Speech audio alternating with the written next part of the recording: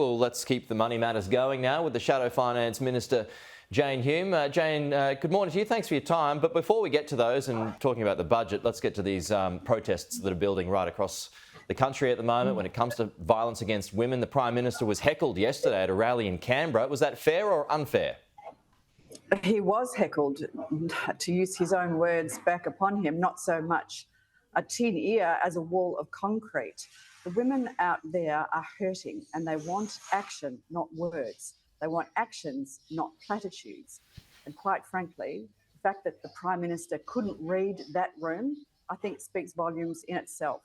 There has been significant changes to the approach that this government has changed towards domestic violence and women's safety.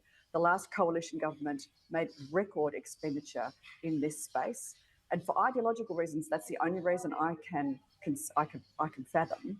Changes have been made. For instance, there was money set aside in the March 2022 coalition budget to expand a program in Tasmania called Operation Vigilance that put electronic bracelets on offenders that were on parole and have police monitoring of those electronic bracelets. Now that program was cut in the Labor October 2022 budget.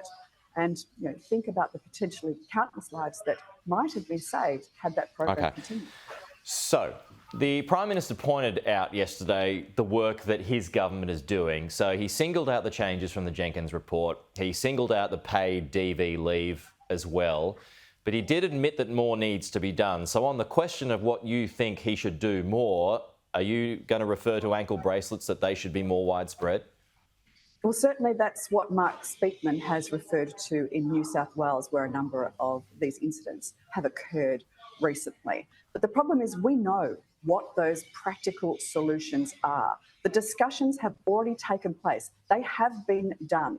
Now it's time to implement those implementable practical solutions now to save lives immediately. Not more talk fests, not more workplace solutions. We need something that works on the ground. And what else do you want? The only thing that saves women's lives. What else? That would be the only thing that saves women's lives. Well, there are organisations out there that are already doing good work. They know what works. Wraparound services to help women escape violent relationships with all the supports around them that they need, rather than simply platitudes at a rally. What about a royal commission, either at a state or federal level?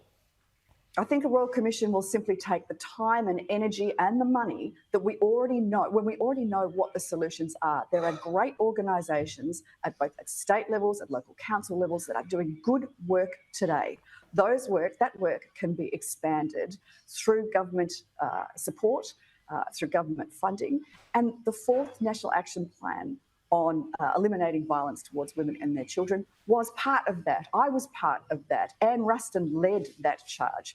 It's been implemented, apparently, by this Labor government, and yet the dial doesn't seem to be moved. We need to talk to those that are at the front line, that are dealing with the problem every single day, to make sure that those women that are fleeing violent relationships have the support that they need, and that we put in preventative measures so we stop it before it begins. Yeah, no, sure. I mean, as we hear time and time again, though, that the problem for women in those relationships, though, is that they feel like they can't get out.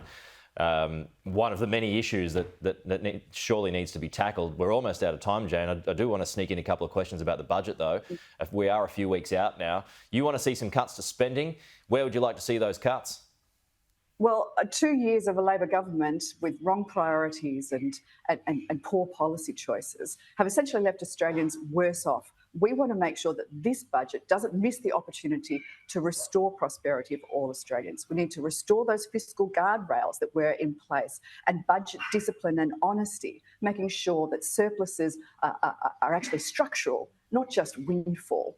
We also want to make sure that inflation is tamed to restore our standard of living. And most importantly, we want to see that there is opportunity and reward for effort instilled back into our economy. Okay, when you say discipline, that means cuts. Where would you like to see the cuts?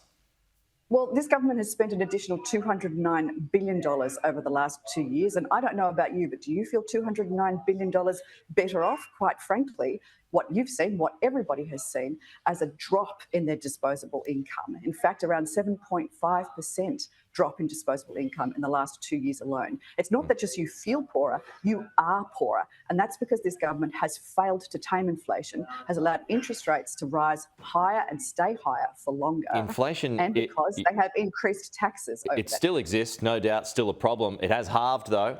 Is that not a marker that it's on the right track? Just last week, we saw that inflation still remains very sticky, and the Reserve Bank Governor herself said that this is a homegrown problem. Yeah. Unless the government tackles its homegrown inflation, its interest rates will stay higher for longer. That's what economists are telling us now. They're not the bond rate. The bond market has already factored in no interest rate drops for another 12 months. That's not good news for mortgage holders who are already paying an additional $24,000 on an average mortgage, an additional $24,000 more every single year. I'm almost out of time, Jane, but yeah, and look, Warren Hogan, he was on my program on Friday. He said there could be 3 rate rises by the end of the year. Do you hope that doesn't happen?